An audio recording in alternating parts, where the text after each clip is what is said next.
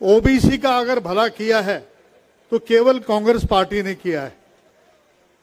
VP Singh ने केवल घोषणा की थी, लेकिन मंडल कमीशन अगर लागू किया 1992-93 में तो कांग्रेस की गवर्नमेंट थी, तब मंडल कमीशन लागू हुआ था। उसके बाद 2006 के अंदर जब अर्जुन सिंह जी थे, तब हायर एजुकेशन में जो आरक्षण का प्रावधान जो किया गया था वो कांग्रेस पार्टी ने किया था। इसलिए इनके नाम पे कुछ नहीं है। और मैं कहना चाहूंगा कि राहुल गांधी जी की जो यात्रा थी कन्याकुमारी से लेकर श्रीनगर तक, उनकी लोकप्रियता को देखते हुए इनके अंदर डर घुस गया। जो एक केस कोलार का था उसको सूरत में लाकर और एक साजिश के तहत हमारे नेता, जो मैं समझता हूं आज जन नेता हैं, उनके खिलाफ जो ये षड्यंत्र रचा गया है, मैं समझता हूं आज तमाम जनता जानती है। जहां तक ओबीसी का बात है, मैं बताना चाहूंगा कि कांग्रेस पार्टी ने अभी जो हमारा प्लेनरी सेशन हुआ उसमें अगर सबसे ज्यादा अगर किसी को एम्पावरमेंट दी है, हमारे खड़गे जी ने, राहुल गांधी जी ने, सोनिया गांधी जी ने, प्रियंका जी ने, तो ओबीसी को दी है। उसमें सबसे बड़ा फैसला ये लिया गया कि एक नेशनल काउंसिल फॉर जस्टिस बनाई जाएगी, जो कि समय समय पर हमारे अध्यक्ष जो हैं उनको अपनी राय देती रहेगी। मैं समझता हूं कि ये अभूतपूर्व फैसला है जो ओबीसी का पूरा समाज इसका स्वागत करता है। दूसरा, जो सबसे बड़ा, प्रधानमंत्री जी मोदी जी कहते हैं मैं ओबीसी हूं, मैं कहता हूं कि वो कर्म से ओबीसी नहीं है। अगर वो कर्म से ओबीसी होते तो जातीय जनगणना क्यों नहीं कराई। हमारी पार्टी ने फैसला लिया है कि अगर 2024 में हमारी सरकार बनेगी तो हम जातीय जनगणना करवाएंगे, जिससे कि हमारी आर्थिक, हमारी सामाजिक, हमारी शैक्षणिक और हमारी पॉपुलेशन का पता लगेगा। और साथ साथ 2011 के अंदर जो कास्ट सेंसस हुआ था उसको उजागर करेंगे। आज सुप्रीम कोर्ट, हाई कोर्ट हमारी हायर एजुकेशन के अंदर और आरक्षण को इसलिए निरस्त कर रही है, पंचायती राज में कर रही है, क्योंकि डाटा नहीं है। अगर कास्ट सेंसस हो जाता है तो हमारे अधिकार हमें मिलेंगे। तीसरी बात उन्होंने रखी कि हम ओबीसी का अलग से डिपार्टमेंट बनाएंगे। जो 2024 में अगर यूपीए की सरकार बनती है तो हमारा अलग से ओबीसी डिपार्टमेंट बनेगा। उसी तरीके से आप देख रहे हैं कि रेलवे को प्राइवेटाइज किया जा रहा है, आपके बैंकों को प्राइवेटाइज किया जा रहा है, आपके तमाम जगह सब प्राइवेटाइजेशन किया जा रहा है।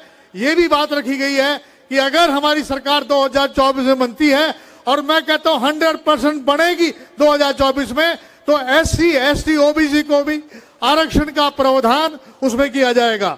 दूसरा, कोलिजियम सिस्टम को समाप्त करने की बात करते हैं ये लोग और कहते हैं उसमें उनके अपने नुमाइंदे होने चाहिए। कांग्रेस पार्टी का सीधा स्टैंड है कि वो उनकी अगर सरकार बनेगी तो इंडियन जुडिशियल सर्विसेज के तहत एग्जाम होंगे और उसके तहत हमारे एससी, एसटी, ओबीसी के लोगों को भी स्थान मिलेगा। मैं समझता हूं इससे बड़ा निर्णय कोई कर नहीं सकता है कि जो जुडिशरी में, एससी में हमारे लोगों को जगह नहीं मिल रही है। इसी प्रकार से हायर एजुकेशन के अंदर भी आरक्षण की बात की गई है और ईडब्ल्यूएस में, ईडब्ल्यूएस के अंदर भी एसटी, ओबीसी और माइनॉरिटी को भी जगह दी जाएगी, जो गरीब लोग हैं। मैं समझता हूं इतने सारे जो वायदे, इतने सारी जो बातें कही गई हैं, ये सब हमारे मुकुल वासनिक जी, जो हमारे एम्पावरमेंट कमेटी के जो हमारे चेयरमैन थे, और हमारे राजू जी थे, मैं समझता हूं कि उन्होंने ये ऐसा ऐतिहासिक काम किया है। प्रमोशन में रिजर्वेशन की बात है और यहां तक हमें ये कहा गया है कि कम से कम 100 नाम ओबीसी के आप हमें बताइए जो लोकसभा में जीतने वाले चुनाव हैं। मैं समझता हूं इससे ज्यादा कांग्रेस पार्टी और क्या कर सकती है।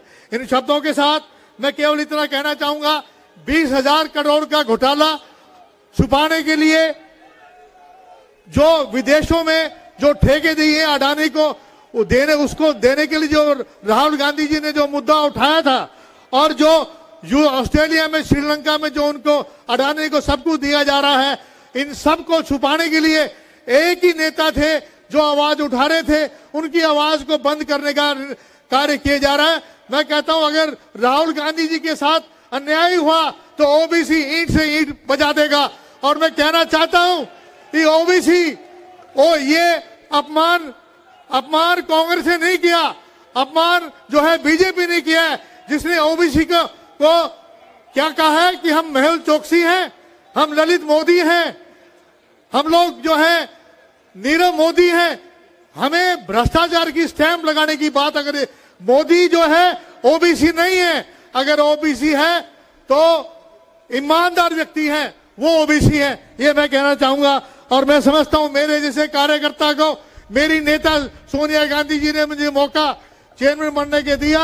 मैं एक ही बात कह सकता हूं कि जो भी मुझे काम दिया जाएगा उसको मैं अपनी बेहतरी से और दिल लगाकर कोशिश करूंगा कि ओबीसी जो है कांग्रेस के साथ जुड़े और ओबीसी जो है 2024 में सत्ता में लेके आएगी। बहुत बहुत धन्यवाद। राम राम।